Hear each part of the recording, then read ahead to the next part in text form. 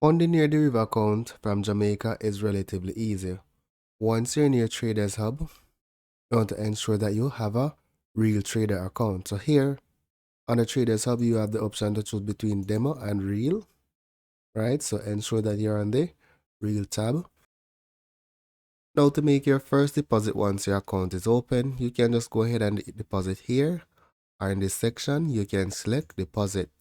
Now Deriv has a wide array of options that you can use to deposit. You can use wallet, credit or debit card, but particularly for Jamaicans, you'll use your debit or credit card. So you're going to select that option, provide your card details, the amount that you want to deposit, and then you select deposit. If you're using a credit card, you'll be required to enter your verification code.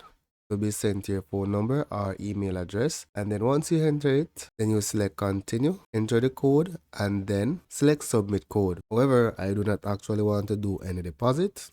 I just wanted to share with you how you could achieve this. So that's it for now, guys. Thank you for watching. Don't forget to leave a like or comment on this video.